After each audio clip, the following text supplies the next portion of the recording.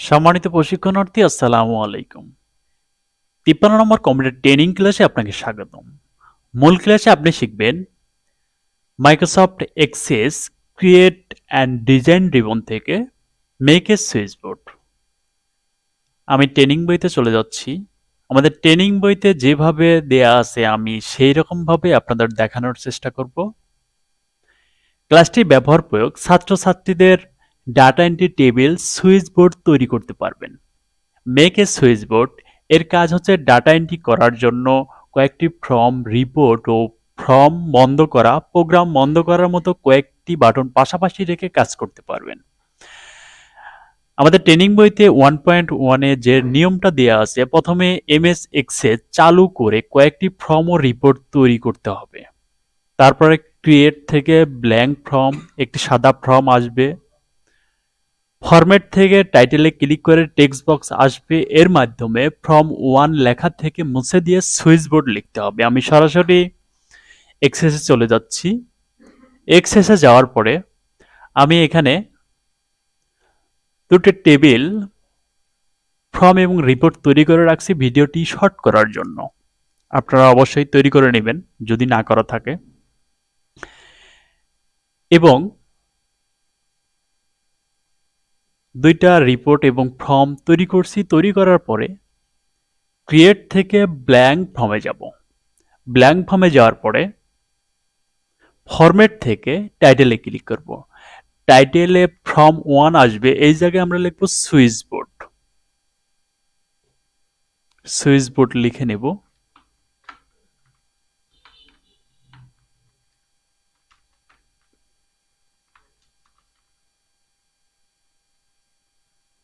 Switch board লিখছি। Switch board লেখার পরে তারপর সেভ দিব।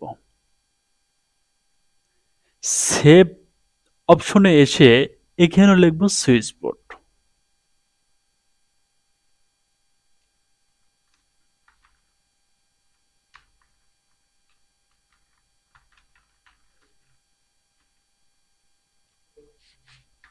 সুইচ বোর্ড লিখে ওকে করব। ওকে করার পরে হোম রিবনে যাব। হোম রিবন থেকে ভিউতে ক্লিক করব। ভিউ থেকে ডিজাইন ভিউতে যাব। ডিজাইন ভিউতে যাওয়ার পরে ফরম্যাট হেডারের মধ্যে সুইচ বোর্ড লেখা থাকবে এবং ডিটেলসে আমরা বাটন তৈরি করব। নিচের দিকে টান দিলে ডিটেলসের মাঝখানে ফাঁকা অপশন আসবে। তারপরে ডিটেলসের মধ্যে বাটন তৈরি করার জন্য ডিজাইন রিবনে ক্লিক করব। ডিজাইন রিবন থেকে বাটনে ক্লিক করব।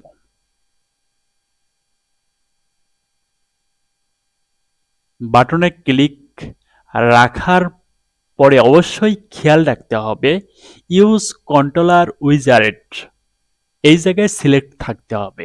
এই জায়গায় যদি সিলেক্ট না থাকে তাহলে আমাদের কাজটা কিন্তু হবে না। এই জায়গায় সিলেক্ট করে নেবেন। সিলেক্ট থাকার অবস্থায় বাটনে ক্লিক করে বাটনটা সিলেক্ট করব। বাটনটা সিলেক্ট করার প্লাস চিহ্ন আসবে, তখন মাউসের লেফট বাটন ধরে টান দিব। টান দেওয়ার পরে তারপর আমরা এই সুইচ বোর্ডে যেটা ওপেন রাখতে চাই সেটা সিলেক্ট করব, আর যেটা সংযুক্ত করতে চাই ফর্ম অপারেশন সংযুক্ত করব, তাহলে ফর্ম ফর্ম ওপেন করব, সেই কারণে ওপেন ফর্ম সিলেক্ট করবে অ্যাকশনে। তারপর নেক্সটে যাব। নেক্সটে যাওয়ার পরে ফর্ম থাকবে, আবার নেক্সট, আবারও নেক্সটে যাব।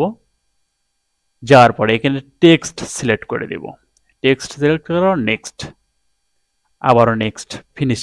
এখন ফিনিশ করে দেব। একটা সুইচ বোর্ড তৈরি হয়েছে। আবার বাটনে ক্লিক করব, বাটনে ক্লিক করব, আরেকটা বাটন তৈরি করব। এখানে রিপোর্ট অপারেশন দিব। এখন রিপোর্টটা ওপেন করার জন্য রিপোর্ট ওপেন, ওপেন রিপোর্টে ক্লিক করব। ক্লিক করার পরে নেক্সটে যাব। নেক্সট থেকে আবার নেক্সট, এখানে টেক্সট সিলেক্ট করে নিব, নেক্সট, তারপরে ফিনিশ। দুইটা বাটন তৈরি করছি। এখন আমরা এখানে একাধিক বাটন তৈরি করতে পারবো। একাধিক বাটন তৈরি করে কোনো ফর্ম, ক্লোজ করতে পারবো, কোনোটা ওপেন করতে পারবো, আবার কোনোটা সরাসরি প্রিন্ট করতে পারবো। বেশ কয়েকটা ফর্ম, টেবিল, রিপোর্ট যে কোনো কিছু এখানে সুইচ বোর্ডের মধ্যে আমরা যুক্ত রেখে খুব সহজেই একাধিক কাজ করতে পারবো সুইচ বোর্ডের মাধ্যম দিয়ে।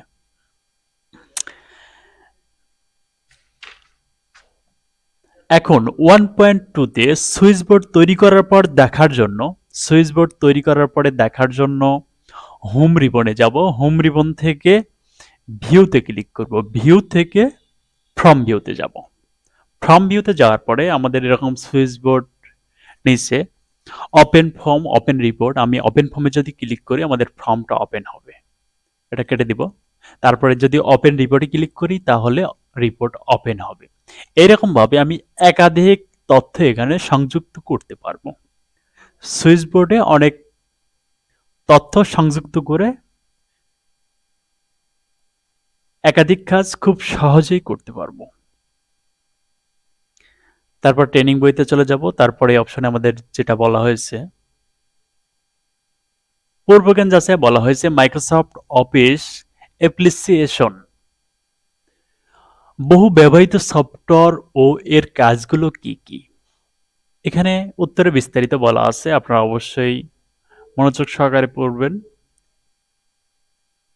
আমাদের বইয়ের মধ্যে থেকে অনেক প্রশ্ন আপনাদের বোর্ড পরীক্ষায় এসে থাকে এবং প্রত্যেকটা প্রশ্নই সম্পূর্ণ ক্লাসের মধ্যে থেকেই আসে। আপনার না বুঝার কারণে বোর্ড পরীক্ষায় সঠিক উত্তরটা দিতে পারেন না। বইটা সুন্দরভাবে সম্পূর্ণ পড়ার চেষ্টা করবেন এবং ক্লাসগুলা সম্পূর্ণ মনোযোগ সহকারে শিখবেন, তাহলে প্রত্যেকটা জায়গায় সুন্দরভাবে নিজেকে দক্ষ অপারেটর হিসাবে উপস্থাপন করতে পারবেন। 53 নম্বর ক্লাসে আমাদের শর্টকাট দেয়া আছে F11। এর কাজ হচ্ছে নেগেটিভ পেন্স হাইড এবং আনহাইড করা। হাইড এবং আনহাইড করা এটা খুব ছোট্ট একটা কাজ, যে কোনো কিছু হাইড করা, আনহাইড করা। কিবোর্ড, উত্তরে বলা হয়েছে কিবোর্ড থেকে টাইপ করুন F11।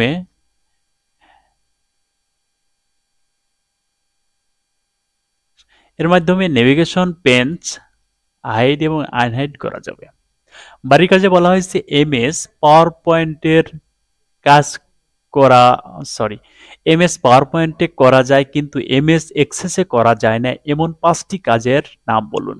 উত্তরে বলা হয়েছে ইচ্ছামতো ডিজাইন দিয়ে তথ্য সহজভাবে উপস্থাপন করা, চিত্রের মাধ্যমে সাউন্ড সেট করা, সহজে প্রদর্শন, সভা সেমিনার, তথ্য বহুল ও সুন্দর উপস্থাপনা, ক্লাসটি পরিচালনা, ভিডিও তৈরি করা। এই কাজগুলো সম্পূর্ণ পাওয়ার পয়েন্টে করা যায় কিন্তু এক্সেসে একটাও করা যায় না। আমাদের ক্লাসটি ভালো লাগলে অবশ্যই কমেন্ট করবেন এবং আমাদের চ্যানেলটি যারা সাবস্ক্রাইব করেননি দয়া করে সকলেই সাবস্ক্রাইব করে নেবেন এবং পরবর্তী ভিডিও পাওয়ার জন্য অল বাটনে চাপ দিয়ে রাখবেন। ধন্যবাদ আপনাদের সকলকে সুন্দরভাবে আমাদের ক্লাসটি উপভোগ করার জন্য। সকলে সুস্থ থাকবেন, ভালো থাকবেন। আল্লাহ হাফেজ।